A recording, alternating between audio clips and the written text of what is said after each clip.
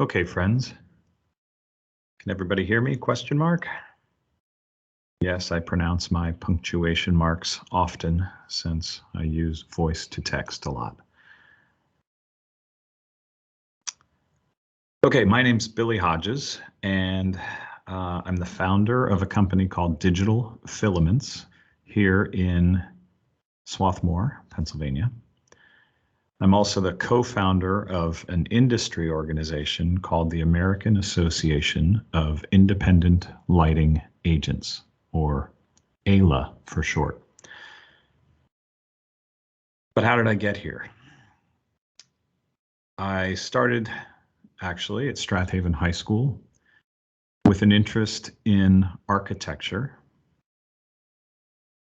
I had an interest in math, an interest in science, and an interest in the arts.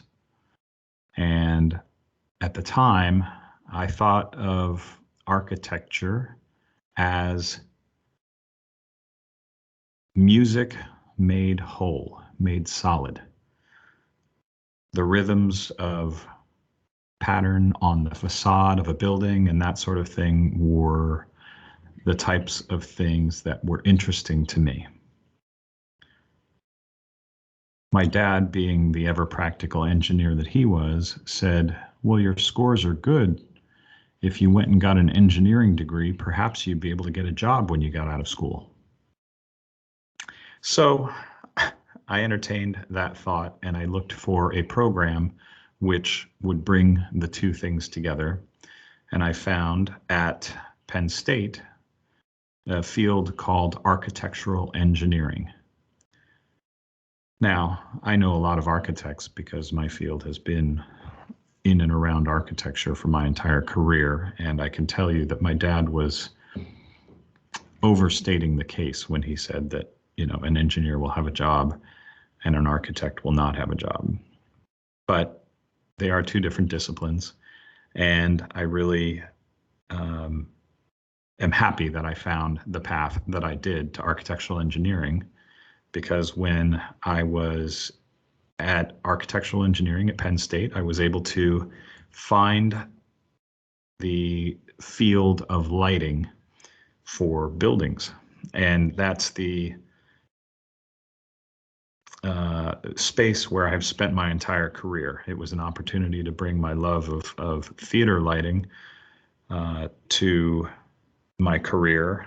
I learned theater lighting at Strathaven High School, and theater lighting is wonderful because everything is temporary and you can light it in a magical way and create an experience for someone.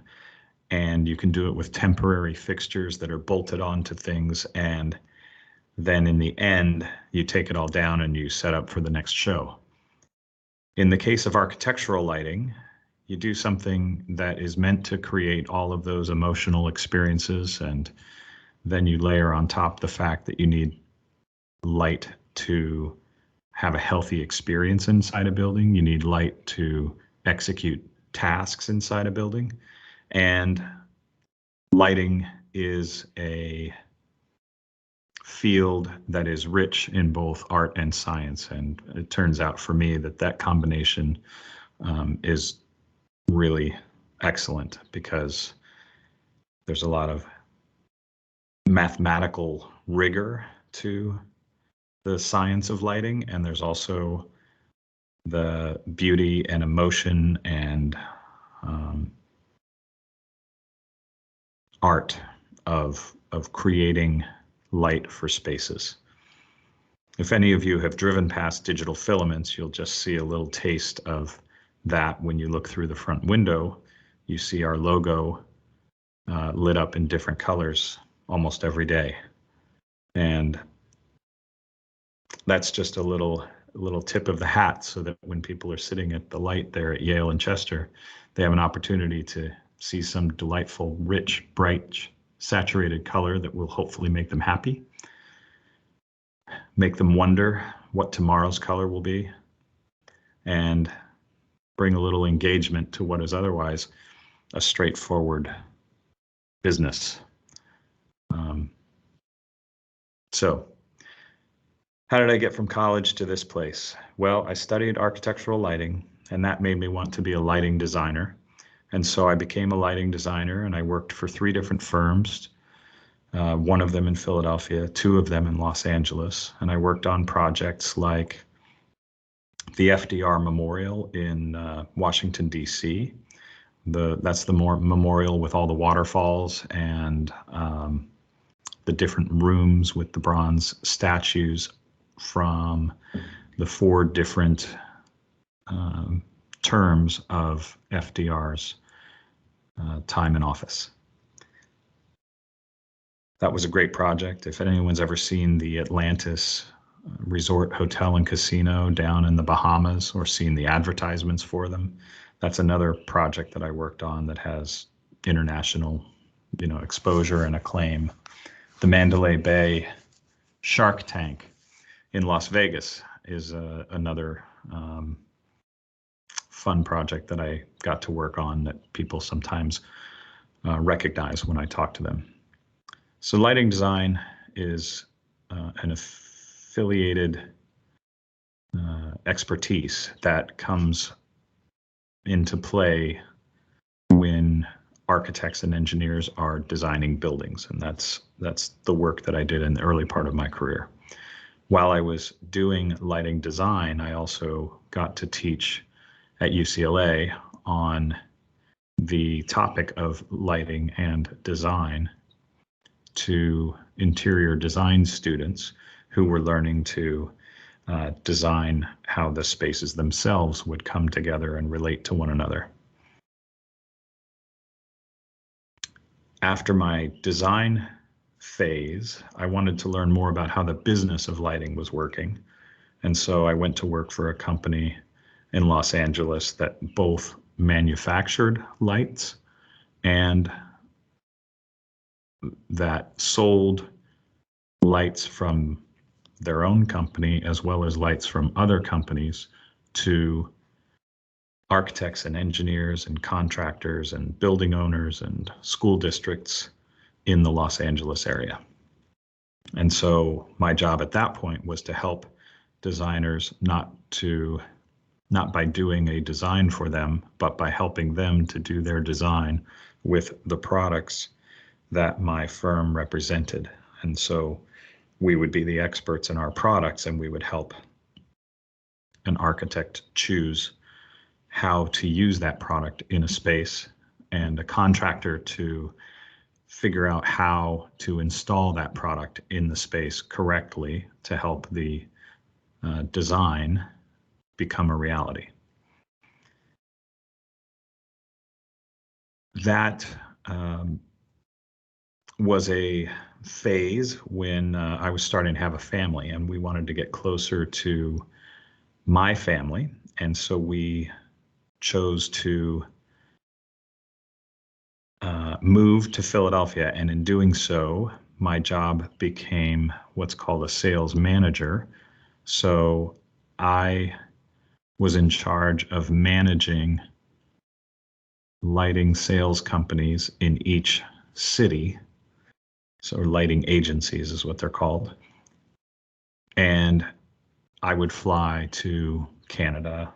I would fly to Florida. I would fly to Kansas City. I'd fly to Maine, all to help the local salespeople understand our products, help them to sell our products, and help them to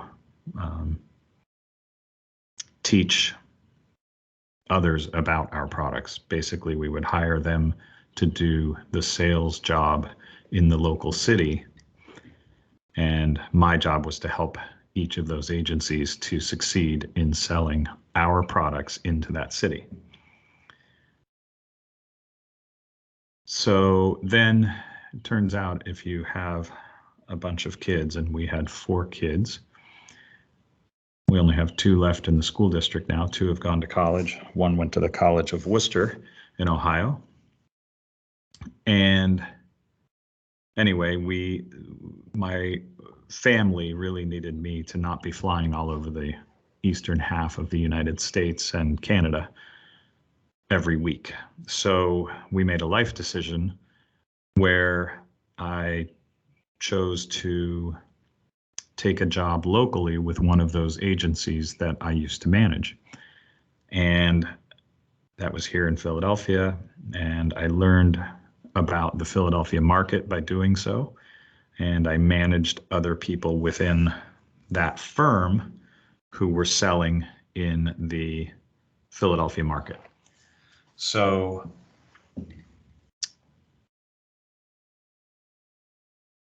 that was fun, but I had already done the selling thing before and I'd done the management thing before, and there was something missing. And what was missing is that I wanted to try and have my own business. And so I took my expertise, my experience working with lots of different lighting agencies, and my expertise in working in the Philadelphia market, and I married them together at a time when LEDs were just becoming a thing, and all of those things together helped me to create Digital Filaments.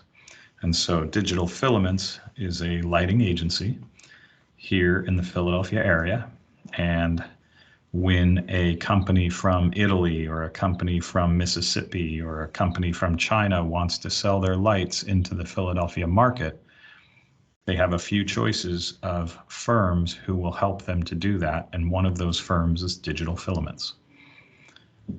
We meet with architects, we meet with engineers, we meet with lighting contractors, we meet with people who keep lights on the shelf in their retail stores here. And we help connect the manufacturers that we represent to the people in this market who might be able to use those light fixtures. And then we sell the right lights to them for the right project, basically. So it's a business where we are focused on transactions, meaning we don't have tons of lights sitting on a shelf. We don't own inventory. We don't have a big building. We have people who know other people and make connections, like a broker, like people say a middleman, and we're between factories and local sales folks, but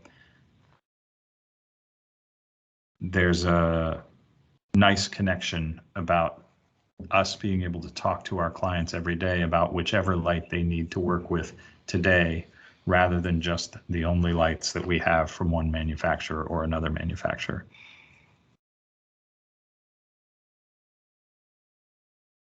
Not sure all that makes sense, but I'm going to shift gears here a little bit and say that it's, I think the big deal about thinking about your career and thinking about the direction is that you need to consider stepping out and doing something outside your comfort zone.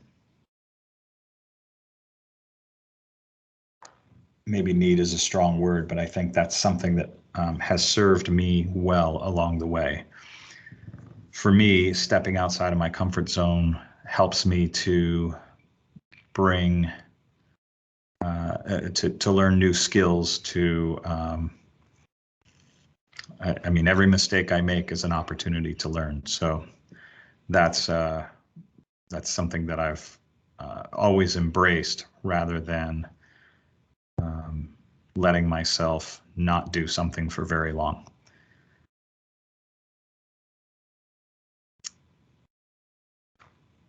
I guess that's a little bit the nature of an entrepreneur and somebody who likes to organize. As a person who likes to organize and create relationships with people, I've been working hard to learn about different social media and how to create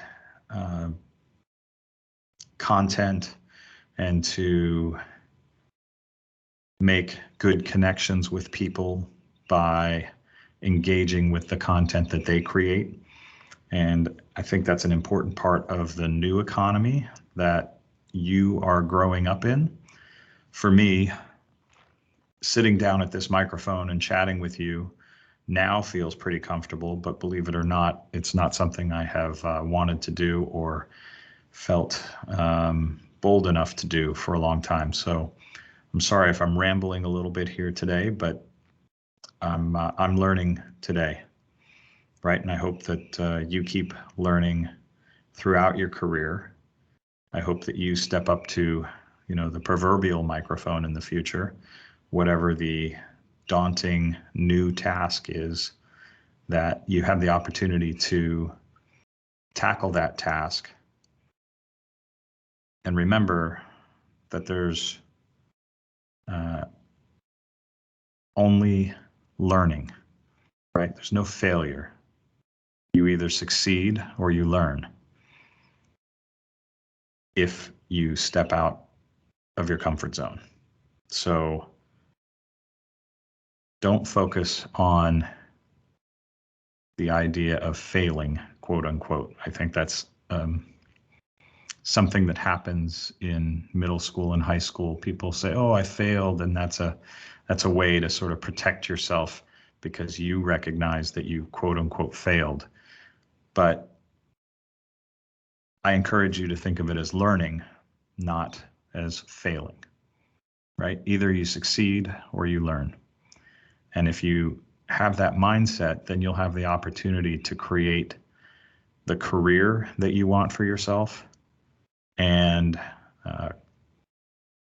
to do it with the people, the type of people that you want to work with, and to do it in the place where you want to be. So those are all important factors, and I hope that they're helpful. All right. Thanks very much. This has been my very first video podcast, and I hope that it's helpful to you. And today I've learned a few things, even though it doesn't feel like the most smooth thing ever. Hopefully I'll get better at doing it. Thanks for the opportunity. Bye-bye.